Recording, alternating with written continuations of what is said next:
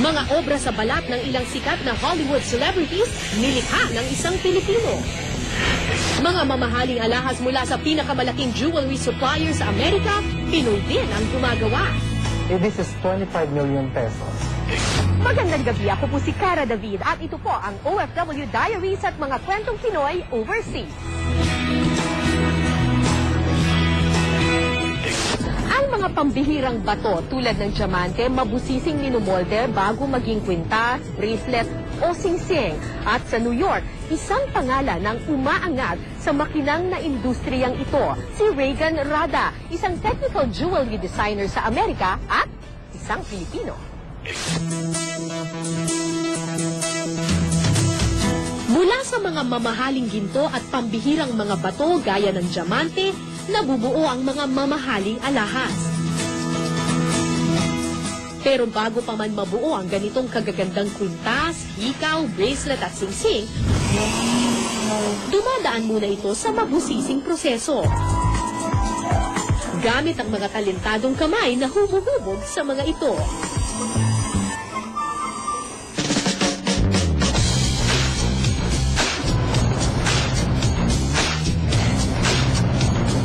Sa New York ko natuklasan ang makinang na mundo ng ating kababayang si Regan. Nagtatrabaho siya ngayon bilang technical jewelry designer sa Piranesi sa 4th Street sa New York. Ang Piranesi ang isa sa pinakamalaking supplier at manufacturer ng alahas at mga mamahaling bato sa Amerika. Ito yung 47th Street at 5th Avenue. Ito yung puso ng alahas sa buong New York. Oras ang ginugugol ni Regan para mabuo ang iba't ibang alahas.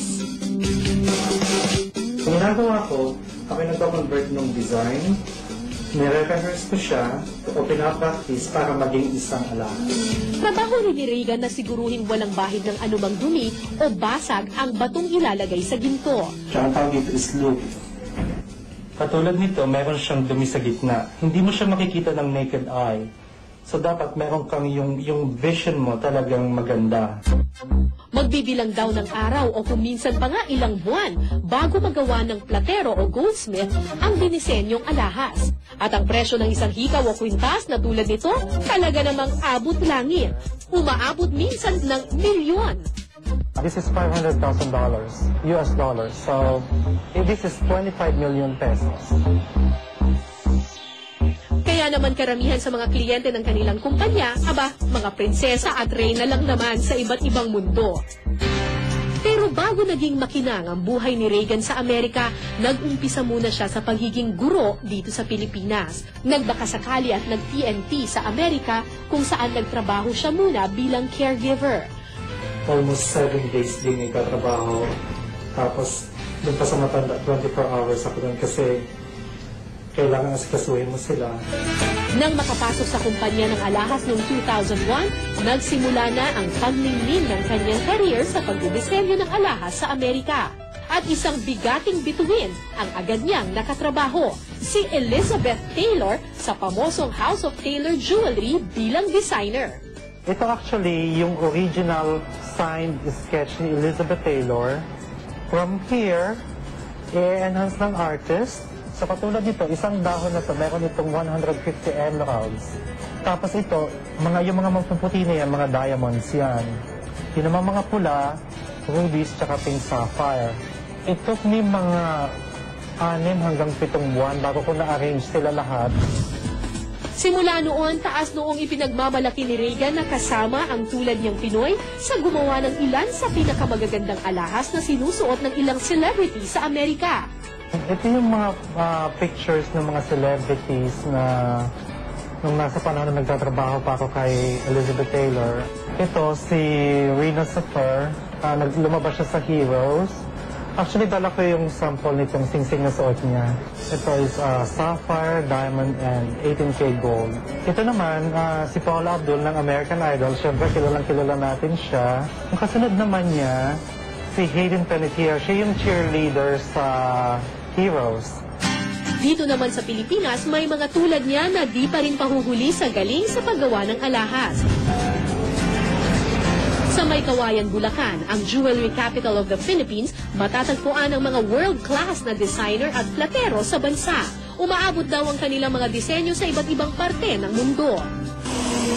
Kaya nga, hindi raw nakapagtatakang malayo ang mararating ng mga Pilipino pagdating sa industriya ng alahas kahit sa ibang bansa. Ang mga Pilipino napakagaling gumawa ng alahas. Ipakita mo, matanaw lang nila minsan, lalo na yung mga platero, kaya nilang gawin na kopyahin yung isang alahas.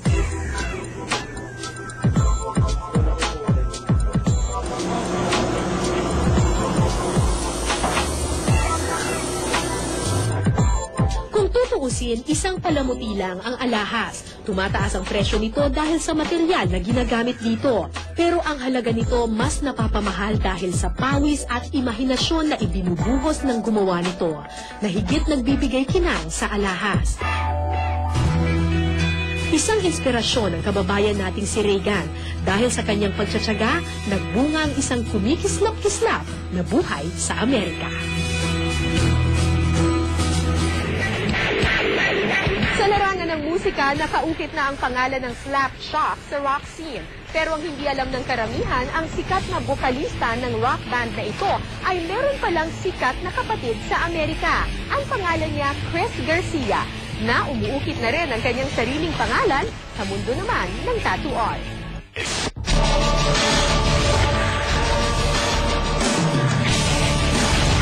Para sa ilan, obrang maituturing ang pagtatattoo.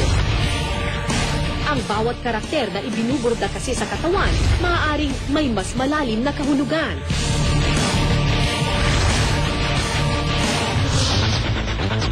Tulad na lang ng mga tattoo ni Jamir Garcia, bokalista ng rock group na Slapshot. Para kay Jamir, may sinisimbolong mahalagang pangyayari ang mga dekorasyon sa kanyang katawan. Pinatato ko yung mga sequence or yung mga chapter ng buhay ko, which is para sa akin is yung tattoo ko is it's a graph of kung ano man yung nangyari sa akin throughout the years. Halos bordado na ng tattoo ang buong katawan ni Jamir. At kanino pa ba niya ipagkakatiwala ang kanyang balat? Walang iba kundi sa kanya mismong kapatid, si Chris Garcia. Isa si Chris Garcia sa pinakakilalang tattoo artist, hindi lamang dito sa Pilipinas, kundi maski na sa Hollywood.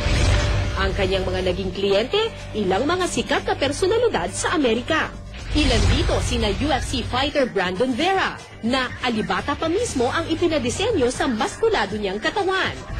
Ang bandang Boys Like Girls, pati na rin ang teen star na si Miley Cyrus na nagpatato ng mga salitang Just Breathe sa ilalim ng kanyang dibdib at Love na malapit naman sa kanyang tenga.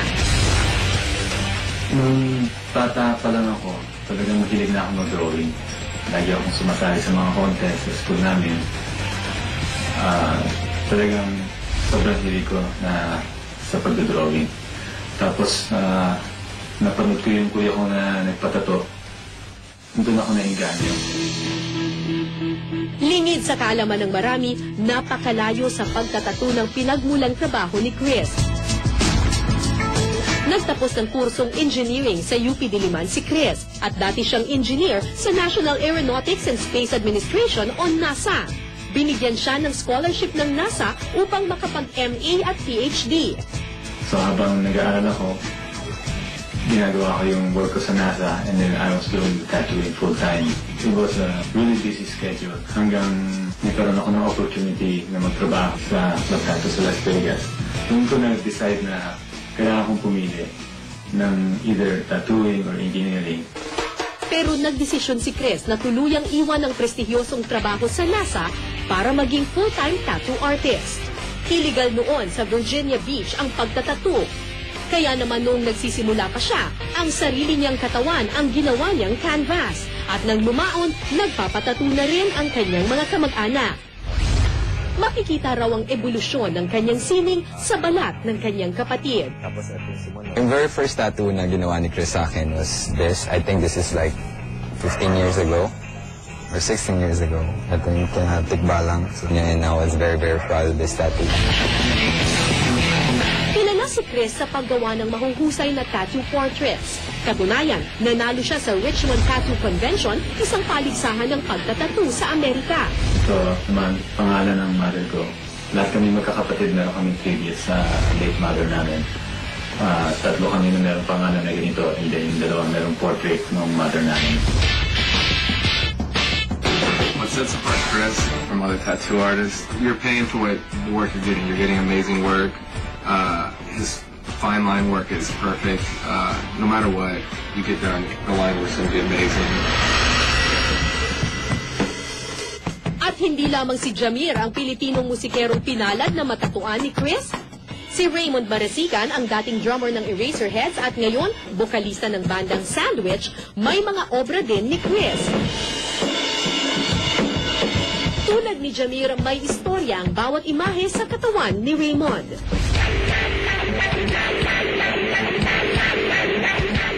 Yung pinakamadami sa mga banda ko, ito yung Sandwich, logo ng Sandwich, ito Pedicab, ito pinakabago, Gaijin, ito din drawing ng anak ko.